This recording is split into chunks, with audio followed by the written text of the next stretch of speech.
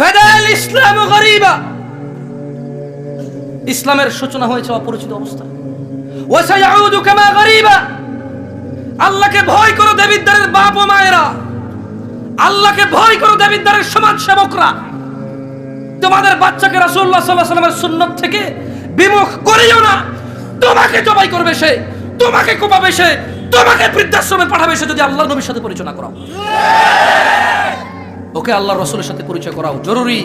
ও আল্লাহকে চিনবে, তোমাকে চিনবে, ও রাসূলুল্লাহ সাল্লাল্লাহু আলাইহি ওয়াসাল্লামকে চিনবে, তোমাকে চিনবে। দিনী ভাইরা, আমি আর বেশি কিছু বলবো না, দুই একটা আয়াত পড়ে সুন্নতের আবশ্যকতা এবং রাসূল সাল্লাল্লাহু আলাইহি ওয়াসাল্লামের ভালোবাসার গুরুত্ব বুঝিয়ে চলে যাব। তিনি সুবহানাহু ওয়া তাআলা বলছেন, কুল, ও মুহাম্মদ সাল্লাল্লাহু আলাইহি ওয়াসাল্লাম, আপনি বলে দিন এদেরকে, ইন কুনতুম তুহিব্বুনাল্লাহ, যদি তোমরা আল্লাহকে ভালোবাসো, ফাত্তাবিউনি, তাহলে আমি মুহাম্মদের অনুসরণ করো, ইউহিব্বুকুমুল্লাহ, আল্লাহ সুবহানাহু ওয়া তাআলা আরশে আযিমের মালিক, কিয়ামত দিবসের মালিক, জান্নাত জাহান্নামের মালিক, ইউহিব্বুকুমুল্লাহ, নিজেই আল্লাহ তোমাদেরকে ভালোবাসবে। ওয়া ইয়াগফির লাকুম যুনুবাকুম, তোমরা যদি আমি মুহাম্মদের অনুসরণ করো, আল্লাহ নিজে তোমাদের ভালোবাসবে। ওয়া ইয়াগফির লাকুম যুনুবাকুম, তোমাদের গুনাহসমূহ ক্ষমা করবে। ওয়াল্লাহু গফুরুর রহিম, কারণ তিনি অত্যন্ত অতীব পরম দয়ালু, তিনি তোমাদের ক্ষমা করবে। আন সাউবান রাদিয়াল্লাহু আনহু قال, সাউবান রাদিয়াল্লাহু আনহু থেকে বর্ণিত, তিনি বলেন, قال রাসূলুল্লাহ সাল্লাল্লাহু আলাইহি ওয়াসাল্লাম, আল্লাহ রাসূল সাল্লাল্লাহু আলাইহি ওয়াসাল্লাম বলেছে, লা তাযালু তাইফাতুম মিন উম্মতি যাহিরিন আলাল হক, আমার উম্মতের একটা দল সদা সর্বদা সত্যের উপর অটল থাকবে। আল ইখতিলাফু রাহমা, যারা বলে যে ফিরকা পারস্তি, এটাকে কি বলে বাংলাতে? ফিরকা মানে বিভক্তি। যারা বলে বিভক্তি হচ্ছে রহমা, জেনে নাও ভাই আমার, আল্লাহকে ভয় পাও। সাউবান রাদিয়াল্লাহু আনহু বলছে যে আল্লাহর রাসূল বলেছে যে একটা দল, কয়টা দল? দল হবে অনেকগুলা, দল হবে কগুলা? একটা দল সদা সর্বদা হক সত্যের উপর অটল থাকবে। কয়টা দল? তোমরা রাজি আছো ওই দল হইতে? কেমনে হবে ওই দল যদি কোরআন না জানো? ওখানে বলা আছে কি করা যাবে আর কি করা যাবে না। কেমনে হবে ওই দল যদি রাসূল সাল্লাল্লাহু আলাইহি ওয়াসাল্লামের সুন্নাত না জানো? ওখানে বলা আছে কি করা যাবে আর কি করা যাবে না। There is no other option ভাই, আর কোনো অপশন নেই ভাই। যদি আপনি ওই এক দল মানে ওই দলটা হতে চান সদা সর্বদা সত্য অটলের উপর থাকবে, তাহলে কোরআন সুন্নাহ শিখা ছাড়া উপায় নাই। কোরআন সুন্নাহ শিখা ছাড়া উপায় নাই। যারা যারা শেভ করে, তো শেভই ছাড়তে পারে না, কি কোরআন শিখবে? তাও জুমার দিনে করে শেভ। আহা, শোনো, জুমার দিন কিয়ামত হবে। কয় বছর পর হবে তা আমি জানি না, কয় বছর পর হবে তা আমি জানি না। আপনারা তো জানেন যে আল্লাহ সুবহানাহু ওয়া তাআলা জুমার দিনে কিয়ামত হবে। দিন কি বার? দিন কি বার? যেই বারে তোমার দেশে সিনেমা রিলিজ হয়, কারণ তুমি ওটা দেখবা, ও জানে। আজকে ছুটি না, আজকে কি ছুটি? সো সিনেমা আজকে রিলিজ হবে যাতে তোমরা সবাই যা দেখতে পারো। ওই দিন পৃথিবীটা ভেঙে চুরমার হয়ে যাবে। ওই দিন সমুদ্রের পানিগুলো উদ্দোলিত হবে, পাহাড় পর্বতগুলো কীট পতঙ্গের মতো হবে, তারকা নক্ষত্র ঝরে পড়বে, সূর্য আলোহীন হয়ে যাবে, মাটি তার সবকিছু বের করে দিবে। ওই দিন তুমি সিনেমা দেখো ভাই। আর কালকে শুক্রবার, এই জন্য আজকে বৃহস্পতিবার, সারা রাত তুমি জেগে থাকবা। কেন? কালকে শুক্রবার, তুমি জানো না কালকে কিয়ামতের দিন। কিয়ামত কবে যদি কেউ আমাকে প্রশ্ন করে, আমি বলি শুক্রবার। আমি বলি কি? শুক্রবার। আল্লাহ আমাদেরকে বোঝার তৌফিক দান করুন, আমিন। দিদি ভাইরা, যাই হোক, শোনেন, যার যা হয়েছে হয়েছে, ওকে? দাড়ি কাটা, নেশা করা, ইয়াবা, মদ, গাঁজা খাওয়া, জানা করা, নামাজ ত্যাগ করা, মানে নামাজ পড়েন নাই, ওকে? কি পড়েন নাই? আমার সাথে একটু বলেন। নামাজ পড়েন নাই, রোজা রাখেন নাই, জানা করছেন, মদ খাইছেন, ওকে? এগুলো তো পাপ, পাপ না? আজকের যুগে সবচেয়ে কোন পাপে বেশি মানুষ জড়িত বলতে পারেন? সুদ, ঘুষ, জেনা। আসলে প্রথমে হবে জেনা, প্রথমে হবে কি? এর আগে হবে নেশা, এর আগে কি হবে? নেশা। কারণ নেশাকে তো নেশাই মনে করেন অনেকে। আজকের যুগে ভাই শোনেন, এই সমাজ থেকে আপনি বলেন যে সমাজে জেনা নাই, নেশা নাই, আর কিস্তি সুদ নাই, কি অপরাধ আছে বলেন? তুমি বলতে পারবা কি অপরাধ আছে? হ্যাঁ, মেয়ে যেটা বোরখা পরে এটা জেনার সাথে সম্পর্কিত। বোরখা না পরা কিসের সাথে সম্পর্কিত? জেনার সাথে সম্পর্কিত। ওই যে জর্দা খায়, তামাক খায়, ওই যে সিগারেট খায়, নেশার সাথে সম্পর্কিত। কিসের সাথে? নেশার সাথে। ওকে, নেশা নাই সমাজে, তার মানে সিগারেট, জর্দা, তামাক, ইয়াবা, গাঁজা, মদ নাই। জানা নাই তোমাদের গ্রামে, জানা নাই মানে কি নাই? মানে কোনো মেয়ে খোলামেলা শুধু জামা পরে রাস্তায় হাঁটতেছে না, মানে কোনো ভাবি তার দেবরের সাথে দেখা দিচ্ছে না, মানে স্কুলের ছেলে মেয়েরা আলাদা আলাদা পৃথক, মেয়েকে মেয়ে পড়াচ্ছে, ছেলেকে ছেলে পড়াচ্ছে, তাদের স্কুল মাদ্রাসা পৃথক। জানা নাই কি নাই? জানা নাই মানে পার্কে কোনো ছেলে মেয়ে হাত ধরে হাঁটতেছে না, মানে বাপ মেয়ে ছেলে মেয়ে সবাই মিলে বসে বসে নাচ দেখতেছে না, মানে ওই যে কোনার দোকান আছে না, কোনার দোকান, ওই দোকানে যে টেলিভিশনটা চলে সবাই পান খায় আর বসে বসে দেখে নাটক সিনেমা, সবাই মিলে জানা লিপ্ত, এটা নাই। এটা কি নাই? তোমার গ্রামে কি অপরাধ আছে বলো? মনে নাই? আরে ভাই নাই, ভাই আপনার জানা নাই কি নাই? জানা নাই। আহারে ধরে নিলাম তর্কের খাতিরে, কথা বুঝেন, তর্কের খাতিরে ধরে নিলাম জানা নাই কি নাই? নেশা নাই কি নাই? হারাম উপার্জন নাই, মানে সুদ ঘুষ মিথ্যা কথা বলে এসে করা, হারাম উপার্জন নাই। কি অপরাধে আপনারা অপরাধী বলতে পারেন? আমার কি মানুষ খুন করেন আপনারা? মানুষ খুন করেন? আপনাদের ঘরে কি ঘরে ঘরে চোর? ডেলি ডেলি মারামারি করেন? একজন একজনের ডেলি গালাগালি করেন? আসলে আপনার অপরাধটা কি দিলে? সলা আদায় করেন না, সলা আদায় করেন না। এটা তো এটা আমি আমি দেখেন, আমি বলতে চাচ্ছিলাম যে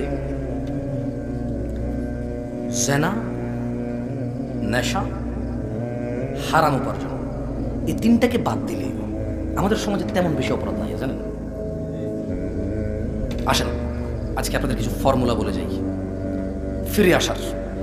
জীবনে যত জেনা করেছেন, জীবনে যত নেশা করেছেন, বোন ভাই, জীবনে যত জেনা করেছ, যত সিনেমা নাটক দেখেছ, যত গান বাজনা দেখেছ, যত আজে বাজে অশ্লীলতায় তুমি লিপ্ত ছিলা, যত নেশায় তুমি লিপ্ত আছো, ভাই আমার শোনো, তিনি সুবহানাহু ওয়া তাআলা বলছেন ইল্লা মান তাব, অতঃপর যে ফিরে আসে, অতঃপর যে গুনাহার করবে না সিদ্ধান্ত নিয়ে নিছে, ওয়া আমানা, ঈমান আনে, ওয়া আমিলা আমালান সালিহা, এবং সৎ কর্ম সম্পাদন করে, ফাউলাইকা ইউবাদদিলুল্লাহু সাইয়্যাতিহিম হাসানাত, যেই জানাকারী বলেছে আল্লাহ আর করব না, যেই নেশাখোর বলেছে আল্লাহ আর করব না, বলার পরে ঈমান এনেছে, কিছু ভালো কাজ করেছে, আল্লাহ বলছে যে জানাকারীর জানা, নেশাখোরের নেশা, অপরাধীর অপরাধ নেকিতে পরিবর্তন করবে আল্লাহ। ওয়া কানাল্লাহু গফুরুর রহিমা, কারণ তিনি আল্লাহ হচ্ছে ক্ষমাশীল, পরম দয়ালু। আন আনাস ইবনে মালিক রাদিয়াল্লাহু আনহু قال, আনাস ইবনে মালিক রাদিয়াল্লাহু আনহু থেকে বর্ণিত, তিনি বলেন সামি'তু রাসূলুল্লাহি সাল্লাল্লাহু আলাইহি ওয়াসাল্লাম, আমি আল্লাহর রাসূল সাল্লাল্লাহু আলাইহি সাল্লামকে বলতে শুনেছি। আনাস ইবনে মালিক রাদিয়াল্লাহু আনহু বলছে আমি আল্লাহর নবীকে বলতে শুনেছি। আনাস ইবনে মালিক রাদিয়াল্লাহু আনহু বলছে যে আমি আনাস নিজে আল্লাহর নবী সাল্লাল্লাহু আলাইহি সাল্লামকে বলতে শুনেছি। আল্লাহ বলছেন ইয়া ইবনে আদম, হে আদমের সন্তান, হে আদমের মেয়েরা, হে আদমের ছেলেরা, হে আদমের ছেলে মেয়ের ধনী দরিদ্র যত আছো, হিন্দু, বৌদ্ধ, খ্রিস্টান, মুসলিম, নন মুসলিম, নাস্তিক, আস্তিক, যত মানুষ আদমের ছেলে মেয়ে আছে সবাইকে আল্লাহ বলছে ইয়া ইবনে আদম, হে আদমের ছেলে মেয়েরা। মুসলমান না কিন্তু, বাবা আদমের ছেলে মেয়ে। এই পৃথিবীতে যত মানুষ আল্লাহকে মানে আর মানে না, এই পৃথিবীতে যত মানুষ আল্লাহকে ডাকে আর ডাকে না, এই পৃথিবীতে যত মানুষ আল্লাহর স্বীকৃতি দেয় আর দেয় না, এই পৃথিবীর যত মুশরিকরা আছে, মুওয়াহিদরা আছে, মোট কথাই এই পৃথিবীতে যত মানুষ আছে, যত মানুষ, সবার জন্য একটা দারুণ দারুণ সুসংবাদ আছে ভাই। আল্লাহ বলছেন যে ইয়া ইবনে আদম, হে আদমের সন্তানরা, ইন্নাকা মা দাআউতানি ওয়া রাজাউতানি গফারতু লাক, যদি তোমরা আমি আল্লাহকে ডাকো, আমার কাছে ফিরে আসো, আমাকে ডাকো, গফারতু লাক, তোমাদের ক্ষমা করব, আলা মা কানা ফিকা ওয়ালা উবালি, ও আদমের ছেলেমেয়েরা, আলা মা কানা ফিকা ওয়ালা উবালি, যদি আমাকে ডাকো আর ফিরে আসো আমার আল্লাহর কাছে, তোমার গুনাহ যাই হোক না কেন আমি ক্ষমা করব। ইয়া ইবনে আদম, হে আদমের সন্তানরা, লাউ বালাগাত যুনুবুকা আনানাস সামা, যদি তোমাদের গুনাহ আসমানের মেঘমালা পর্যন্ত পৌঁছায়, সুম্মা ইস্তাগফারতানি, অতঃপর তোমরা যদি বলো আল্লাহ আমাকে মাফ করেন, আল্লাহ বলছে গফরতু লাক ওয়া লা উবালি, তোমাকে মাফ করব, কারো পরোয়া করব না। কিন্তু কি একটা শর্ত আছে, ইয়া ইবনে আদম, হে আদমের সন্তানরা, ইন্নাকা লাউ আতাইতানি বিকুরাবিল আরদি খাতিয়া, হে আদমের ছেলে মেয়েরা, তোমরা যদি এই জমিন পূর্ণ অপরাধ নিয়ে আমি আল্লাহর কাছে আসো, সুম্মা লাকিতানি, অতঃপর আমি আল্লাহ জমিন পূর্ণ তোমার একজনের অপরাধের মধ্যে লা তুশরিকু বি শাইআ, তোমার জমিন ভর্তি অপরাধ কিন্তু আমি দেখতে পাচ্ছি তুমি আমার সাথে শিরিক করোনি, আল্লাহ বলছেন যে লা আতাইতুকা বিকুরাবিহা মাগফিরা, শোনো, তোমার এই জমিন পূর্ণ অপরাধের মধ্যে যদি শিরিক না থাকে, আমি আল্লাহ জমিন পূর্ণ ক্ষমা নিয়ে এসে ক্ষমা করে দেব। তাহলে সমস্ত গুনাহ নেকিতে পরিবর্তন হবে কি করলে?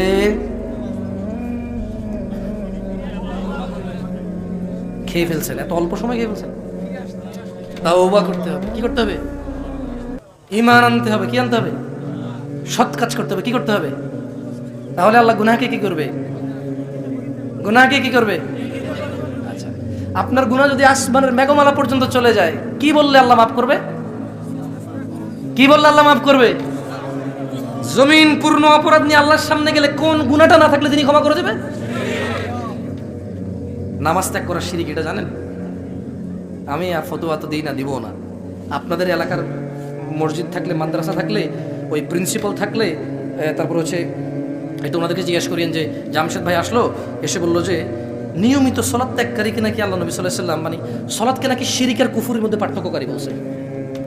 বলি যে জামশেদ ভাই বলছে যে আল্লাহ রাসূল সাল্লাল্লাহু আলাইহি ওয়াসাল্লাম নাকি বলছে যে সলাৎ মানে নামাজ শিরক আর কুফরের মধ্যে পার্থক্যকারী, যেটা নামাজ ছেড়ে দিল ও শিরক কুফরিতে নিমজ্জিত হলো, যে নামাজ ধরে রাখলো সে আল্লাহ নবীর উম্মতের মধ্যে অন্তর্ভুক্ত হলো।